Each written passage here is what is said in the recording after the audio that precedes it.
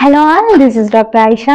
మనం చాలా తెలుగు మూవీస్ లో చూసే ఉంటాం కదా, సాగర్ కన్యలు జలకన్యలు అన్నట్టు. అంటే బాడీ లాగా ఉండి కింద మాత్రం చేప తోకలా ఉంటుంది, మొత్తం ఫ్యూజ్ అయిపోయి. ఇలాగ నిజ జీవితంలో కూడా ఉంటారా అంటే ఉంటారు. ఇలాంటివి చూసి చాలా మంది న్యూస్ లో మొత్తం వైరల్ అయిపోతూ ఉంటుంది. అందరూ దీన్ని ఒక అద్భుతం లాగా వింతలాగా చూస్తూ ఉంటారు. ఇది నిజంగా అద్భుతమా లేకపోతే ఇది ఒక మెడికల్ కండిషన్ అంటే ఇది ఒక మెడికల్ కండిషన్. మెడిసిన్ అంటేనే ఒక వండర్. ఇలాంటి కేసు ఫస్ట్ టైం 1542లో ఫస్ట్ కేసు చూసారనమాట. అంటే 2 కాళ్ళు ఫ్యూజ్ అయిపోయి ఉండటం.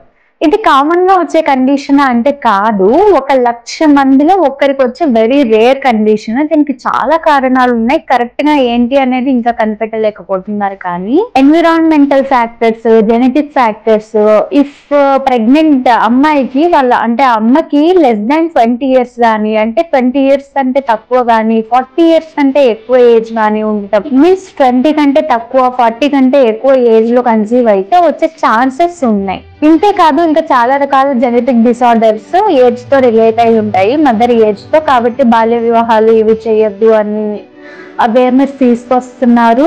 అండ్ ఇది మేల్ బేబీ బాయ్స్ లో ఎక్కువగా వచ్చే ఛాన్సెస్ ఉంటుంది కంపారిటివ్లీ ఫీమేల్. దీన్ని సైరినోమీలియా లేదంటే మర్మేడ్ సిండ్రోమ్ అనేసి అంటారు అనమాట. అంటే ఇవి జలకన్యలు అంటాం కదా, దీన్ని రిప్రజెంట్ చేసేలాగా ఉంటుంది కదా, కాబట్టి అలా మర్మేడ్ సిండ్రోమ్ అని పిలుస్తారు.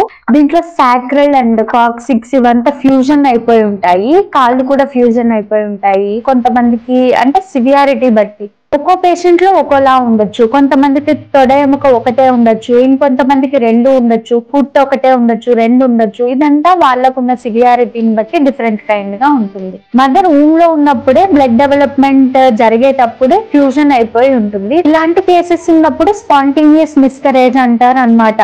అంటే ఇలాంటివి ఏమైనా ఉన్నప్పుడు ఎక్కువగా అబార్షన్ అయిపోతూ ఉంటాయి. బట్ కొంతమందికి మటుకు USG లో తెలుస్తుంది. మనం 14th వీక్ లో చూసినప్పుడు అల్ట్రాసౌండ్ చేస్తాం కదా, మోస్ట్లీ ప్రెగ్నెంట్ లేడీస్ కి మంత్లీ చెకప్స్ ఉంటాయి.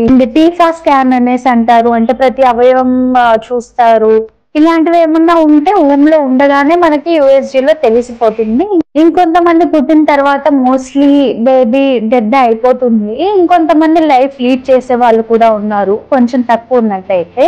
దీన్ని డాక్టర్స్ ఎలా గుర్తిస్తారు అంటే రీనల్ సాక్రల్ ఏజెనిసిస్ ఉంటుంది, ఇంకా సింగిల్ అంబలికల్ ఆర్టరీ ఉంటుంది. నార్మల్ గా అంబలికల్ ఆర్టరీస్ 2, వెయిన్ ఒకటి ఉండాలి. బట్ సింగిల్ అంబలికల్ ఆర్టరీ ఉంటుంది. ఈసోఫేజియల్ అట్రీషియా ఉంటుంది. అంటే నేను ఆల్రెడీ చెప్పాను కదా, అన్నవాహిక సరిగ్గా డెవలప్ అవ్వకపోతే ఏంటని క్లియర్ గా ఒక వీడియో చేశాను. అలా ఉంటుంది. క్లెఫ్ట్ ప్యాలెట్ అంటారు, అంటే ప్యాలెట్ సరిగ్గా ఫ్యూజన్ అయ్యి ఉండదు. ఇంకా కొన్ని న్యూరల్ ట్యూబ్ డిఫెక్ట్స్ ఉంటాయి. అనెన్సెఫలీ అంటే తల సరిగ్గా డెవలప్ అయి ఉండదు. మెనింగోమైలోసీల్ అని, స్పైనా బైఫిడా అని, అంటే వెన్నెముక సరిగ్గా ఫ్యూజన్ అయి ఉండదు. ఇంకా హార్ట్ డిఫెక్ట్స్ ఉంటాయి. ఇంటెస్టైనల్ మాల్ రొటేషన్ అంటారు అనమాట. అంటే మనం ఫీటస్ డెవలప్మెంట్ చూసుకున్నట్టయితే మన ఇంటెస్టైన్ రొటేషన్ అవుతుంది అనమాట. అది సరిగ్గా రొటేషన్ అవ్వదు, మాల్ రొటేషన్ ఉంటుంది. ఓంఫాలోసీల్ అంటారు. అంటే ఏంటంటే బేబీ పుట్టినప్పుడు ఒక శాక్ లాగా, పెరిటోనియం ఒక పెద్ద శాక్ లాగా వచ్చి అందులో ఇంటెస్టైన్, లివర్, స్ప్లీన్ ఇలాంటివి కూడా కనిపిస్తూ ఉంటాయి అన్నమాట. అండ్ గ్యాస్ట్రోకైటిస్ అనేసి అంటారు. అందులో మోస్ట్లీ ఇంటెస్టైన్ మాత్రమే కడుపు బయట వచ్చేసి ఉంటుంది, సరిగా ఫ్యూజ్ అయి ఉండదు, లోపలికి వెళ్ళి ఉండదు బేబీకి. ఇందులో మోస్ట్ ఇంపార్టెంట్ టాపిక్ ఏంటి అంటే జెస్టేషనల్ డయాబెటీస్ అంటారు. మదర్ కి డయాబెటీస్ ఉన్నప్పుడు కానీ, కొకైన్ యూజ్ ఎక్కువగా చేసినప్పుడు, మదర్ కొకైన్ కానీ, ఆల్కహాల్ కానీ, టొబాకో కానీ ఇలాంటి అలవాట్లు ఏమన్నా ఉంటే ఇలాంటివి వచ్చే ఛాన్సెస్ ఎక్కువగా ఉంటాయి. So this is called sirenomelia or mermaid syndrome అన్నమాట. Thanks for watching.